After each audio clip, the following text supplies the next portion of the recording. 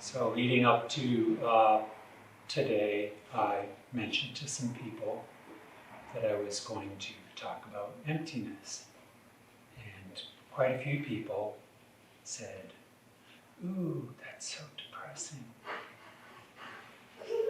Because they have an idea about emptiness based on the word in our culture.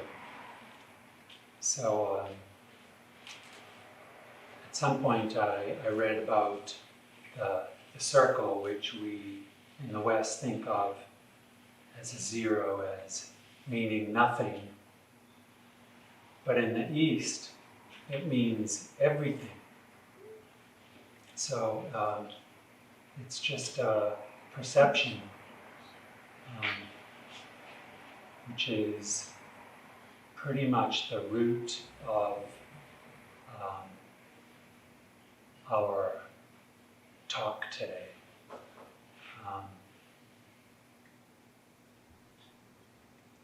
So there have been, since Buddha's day, which was, I think he was born in allegedly 564 BC, and then he went through a series of events which eventually led him to understand a whole lot of stuff that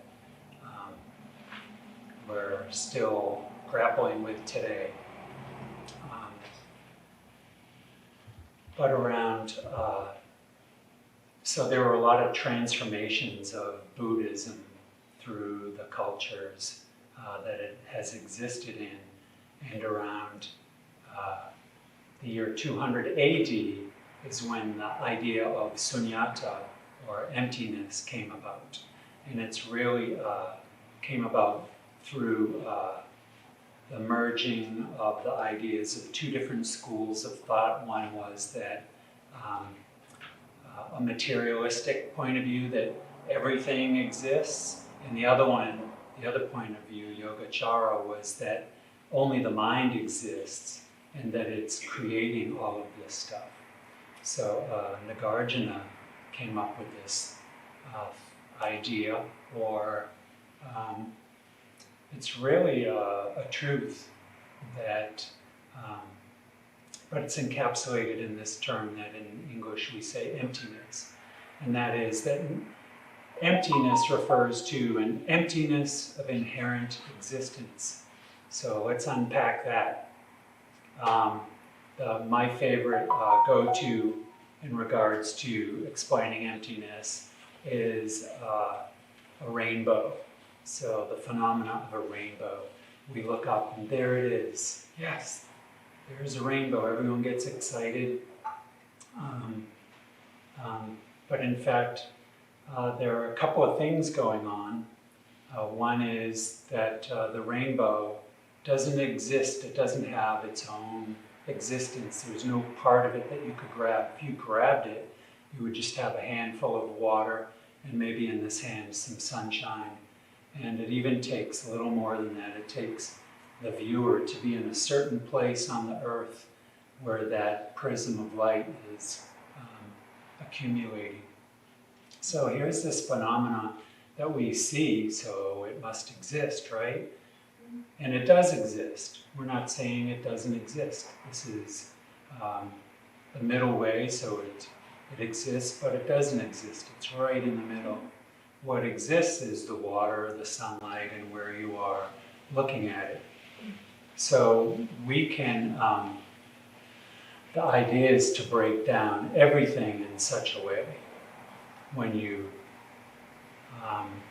embody the concept of emptiness of intrinsic existence. So, well, before I continue on that path, I just want to point out that, so here's this rainbow, and this is what we do all the time. Here's this phenomena, and then we just pile on a whole bunch of imaginary stuff onto it. Like, if I can get to the bottom of that rainbow, I'm going to find a pot of gold, right? So we do that with people. we see somebody and we say, oh, his mustache and beard is so gorgeous, I bet he's funny and successful. Or her hair, I'm sticking with the hair theme here. Her hair is so beautiful, I bet she smells nice and is intelligent and is successful also. Why not? So yeah, we just add all this stuff on. So going back to just the phenomena of emptiness, it can be, it's combined with the idea of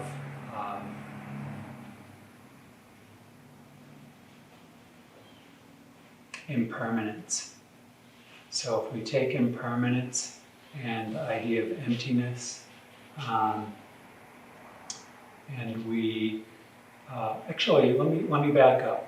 So this conversation is difficult to convey, and it's also difficult to understand unless you've experienced it, because there are. It's like explaining to somebody who's never tasted chocolate what chocolate tastes like, and I could be really good at explaining what chocolate tastes like, and you might be able to understand it really well and feel like you know what chocolate tastes like now, and you'll go out and start telling people about this great stuff, chocolate, and you'll become known far and wide as the person who knows all about chocolate.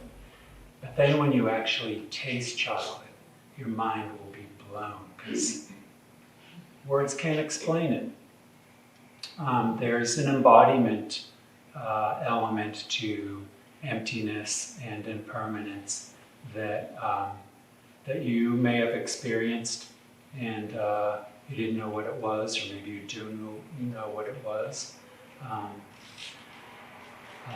It's pretty powerful, and I hope we all can have that experience someday. But going back to impermanence, there isn't anything that is permanent.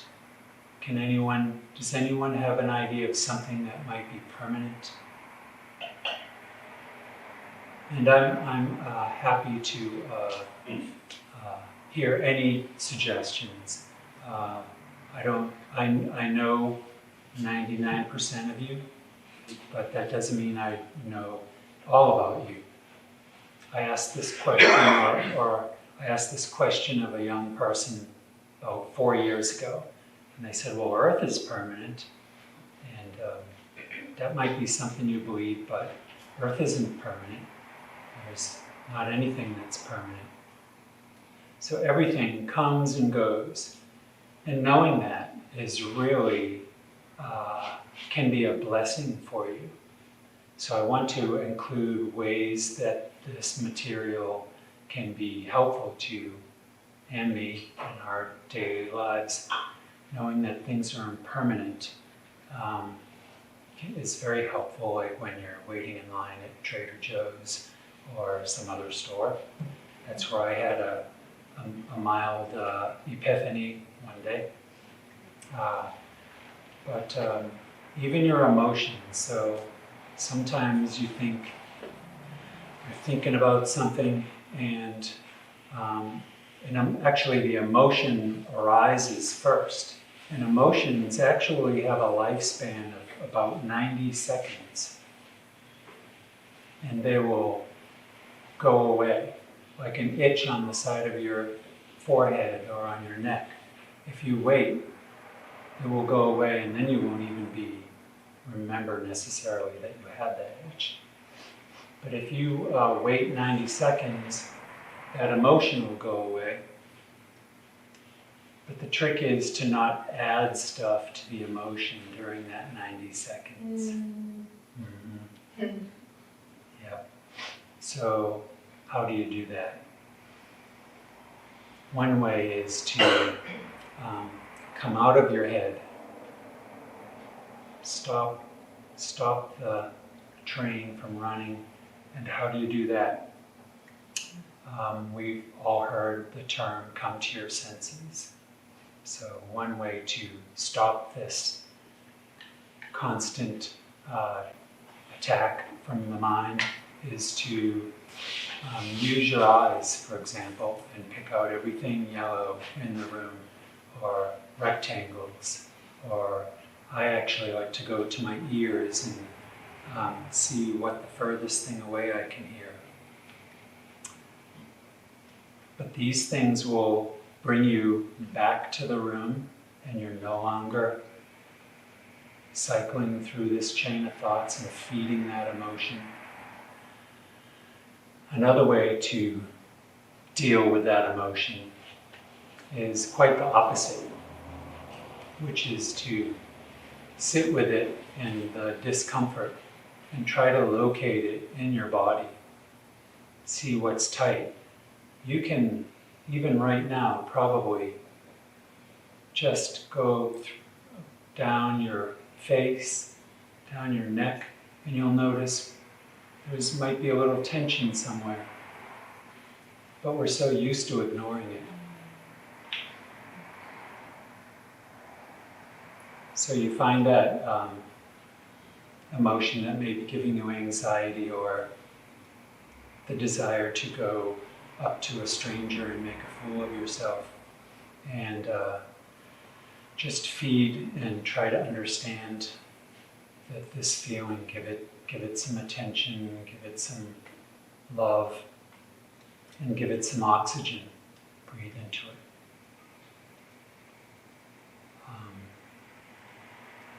So I'm going to take a brief look at why we're talking about this. Why would this be important to know? That is emptiness and impermanence. And it's because the first talk that Buddha gave is called the Four Noble Truths. And the Four Noble Truths are, number one, you're going to have some suffering in your life. Number two, there are causes for the suffering. Number three, there are ways to stop the suffering. And number four, these are the ways to stop the suffering. Mm-hmm. So I like to think in terms of a physician. So, like I said about not noticing your tension in your jaw. So this is the important thing about the first noble truth, that there is suffering. You have to notice that something is bothering you. So the physician, maybe this person has a sore shoulder, and they've been ignoring it for weeks. And finally they say, dang, my shoulder is sore. And that's a great first moment. They finally identified a problem or something that makes them have some suffering. Even a minute amount of suffering is important to address. So you go to the doctor, and the doctor says, well, what do you do all day? And this is leading to the second noble truth, identifying what's causing that pain. And the guy says, well, I turn this crank down at the factory 8 hours a day. And so now we've identified the source of suffering. And the doctor says, puts his arm over your shoulder, says, we can take care of this, I know just what to do. And suddenly you have this relief that there's a process to get rid of this. And the process is the fourth noble truth, which breaks down into, of course, 8 different points. The first one being having right understanding. And that right understanding is what we're talking about here right now, which is the idea of impermanence and sunyata, or emptiness, also called codependent arising, and Thich Nhat Hanh calls it interbeing, so that everything is interrelated. So in emptiness, everything is interrelated. One of the, along with impermanence, emptiness or codependent arising, we have that all things, well actually that's the same thing. So all things are dependent on everything else. For example, that sun, that rainbow is dependent on the rain and the sunlight and the position of the person. I brought a strawberry with me, or what we call a strawberry. So we're not saying a strawberry doesn't exist, because this is the middle path. The strawberry certainly exists, but I can't find a place, I can't take a piece of it and say this is the essence of strawberry, because it's really just some lignin and sugars and water, and so much went into this. This has minerals in it. It got the minerals by sucking it up through the roots from the earth. And those minerals, where did they come from? So they came from the wearing down of materials, rocks. Where did these rocks come from? They came from outer space, a lot of them. There's iron in this strawberry. I know for sure iron cannot be manufactured on this planet. That we can find it in the soil and dig it up and melt it and turn it into things, but we can't possibly have enough heat to create new iron. The iron that's here, that's it. To create iron, you need the heat of 2 stars smashing against each other. So that iron found its way through space to this planet and got into this strawberry. And then when I eat the strawberry, like at some point, it's no longer a strawberry. Now it's Bill, whatever Bill is. So this strawberry goes in, and all my little helpers in my body tear it up, and they take all the iron and they put it into all my hemoglobin, or whatever blood, part of the blood cell holds iron. And that iron goes through my body, and it grabs oxygen from my lungs, and then it lets it go in my tissues, and it goes back to get more iron. So yeah, I would eat this, but that might slow me down. You get the idea. If I eat this, like, when does it stop being a strawberry and start becoming something else? It will always exist, it's just going to change form.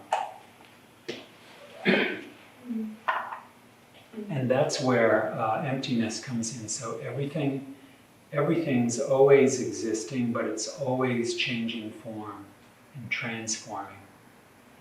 Let me take a quick look at my notes here, because I'm running out of ideas.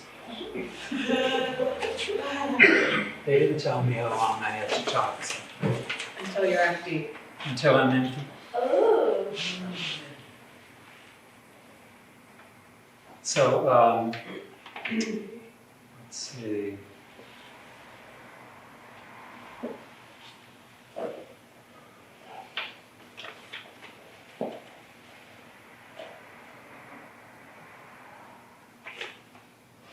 Well, I'm almost empty, but I do have a couple other things here. I have this Thich Nhat Hanh quote about impermanence, and he said, impermanence does not necessarily lead to suffering. What makes us suffer is wanting things to be permanent when they are not. So this triggers for me a big chunk of material that I feel is important to share with you, seeing as I already told you the first noble truth, which is that one of the marks of existence is to have suffering in your life. So that sounds pretty morbid, but in fact, the Buddha said that there are really only 4 types of suffering that are unavoidable. And they're a tiny bit of your entire life, or a tiny bit of all the suffering that you have in your life. All that extra suffering, you can get rid of it. So, that first noble truth about suffering is actually kind of good news because, well, I'll tell you, those 4 types of suffering are the suffering of being born, the suffering of growing old, the suffering of sickness, and the suffering of dying. So those all have a degree of suffering that is unavoidable. But there's a whole bunch of other suffering that's based on ignorance of the way things really are. And we've talked about the way, the true nature of existence somewhat here. But if we take a look at it a little bit further, like you want things and you don't want other things. These are basically the same idea. So wanting things that you don't have and not wanting to have things that you do have both generate this anxiety in every cell in your body to some degree or another. And the reason why wanting things that you don't have is causes, or let me back up. Let's say you want to have this pair of shoes that you've seen other people wearing, and you get that pair of shoes and you're all excited. But that excitement is impermanent. It's gonna transition into, oh, my shoes got scuffed. Oh, that's a bummer. And oh, these shoes are no longer the hip shoe that everyone has. Things just constantly change, so you can never have that excitement permanently. And that's where we get caught up. We think, oh, if I just had this, or I just had a gallon of ice cream, or almost anything, then, or if I could just get through this grocery store line really fast. These things all are just micro suffering, but it all adds up and it affects the way you deal with other people. And going back to the codependent arising of phenomena.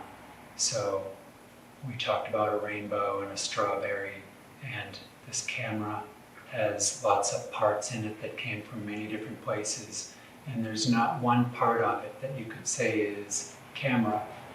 It has no permanent existence. And likewise, we don't have a permanent existence. We're transitioning through this lifetime and continue into somewhere else after, some transformation. I would like to be buried in my backyard and become part of some of the trees back there. But, and then, after that I'll become something else. But, so we, as psychologists since the mid-70s have been working on experiments that show there is no central controller of, there is no me, there is no I. It's just this couple of different networks, 5 or 6 different networks, major networks that they argue amongst themselves at a level that we're not quite aware of, and then the dominant one forces us into action, and we either go talk to this potential mate, or we protect our family, or we go get a beer, or several other things that we're compelled to do by our brain. It just keeps pushing us.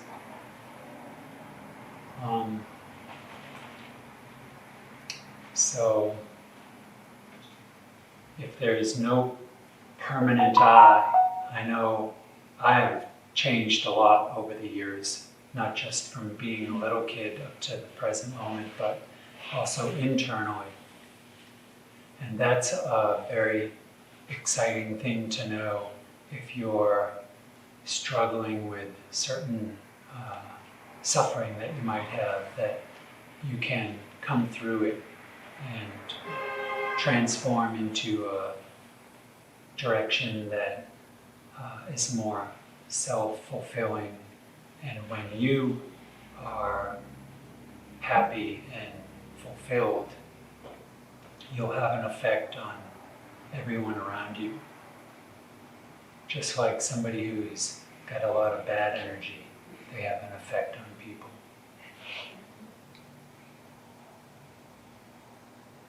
There's so much more to talk about, but I think I should stop here.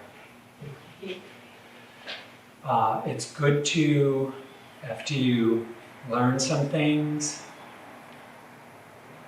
it's all conceptual stuff, all language, all mind.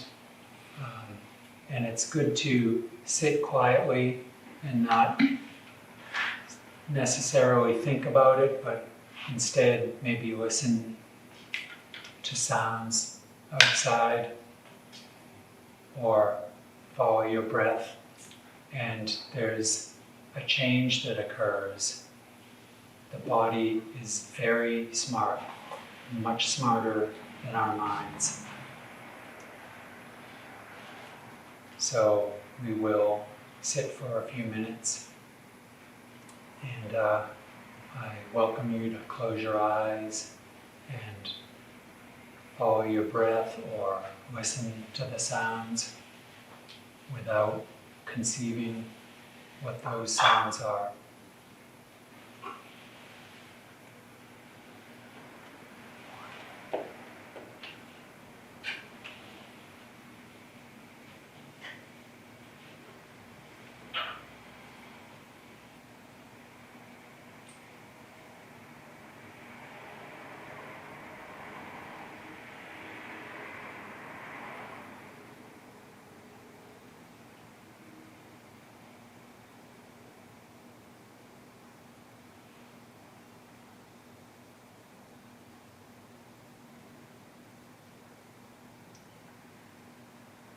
This is what it is to be a human being instead of a human doing.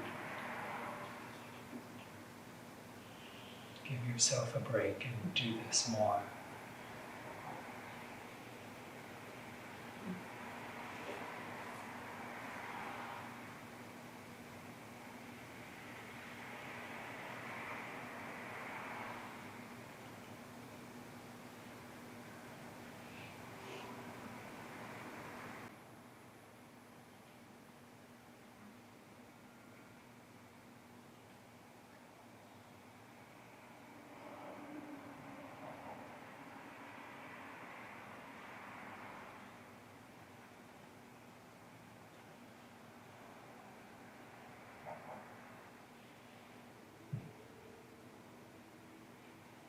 Come into your body and notice where you have tightness and breathe into it.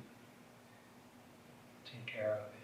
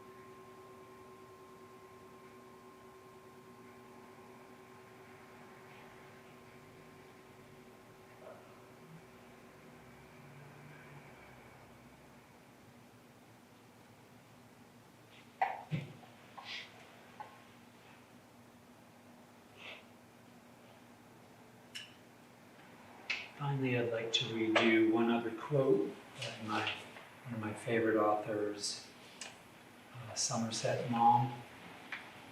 He wrote, "Nothing in the world is permanent, and we're foolish when we ask anything to last. But surely we're still more foolish not to take delight in it while we have the time." Thank you. Thank you, Bill.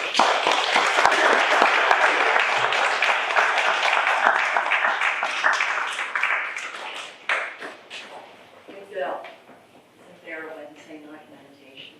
Oh, yes, there is. Buddy, you should ask.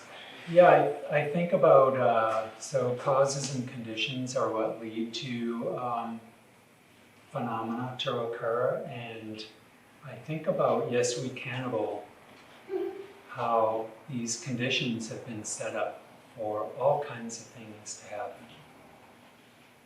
And it is because of Liz and Matt and a team of other people that all this occurs. And Wednesday evenings at 7 p.m., Duncan facilitates a meditation here from 7 until, we do two 20-minute sessions with a 5-minute break in between. So 7:50, but then we stretch for 10 minutes and then we check in with each other, and we usually leave about 8:30. And it's always a good time. Any other questions? I have a question. So is emptiness the same thing as deconstruction? I don't know too much about Western philosophy. Does emptiness mean that there's no meaning? No, there's a meaning.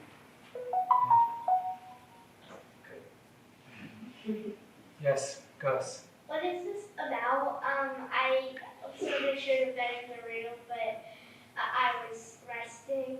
So, what is this all about? This is all about What he was doing, resting. the true nature of all of this. How it got here, and where it's headed. Okay. Mhm. And being nice to each other.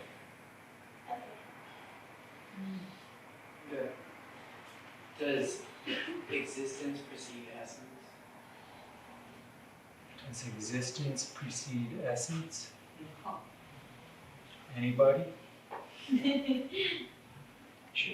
I think. Does the strawberry exist before we call it a strawberry? I think so. Yeah, if we go back, so at some point, I believe it was even several billion years after the Big Bang, with the first two stars that hit and created iron. But before that, there were stars that created what's the sixth element, and the fifth element, and the fourth element, and the third element. And before that, all the way back to the Big Bang. So just like you are here, Joseph, and you've got certain identifiable DNA.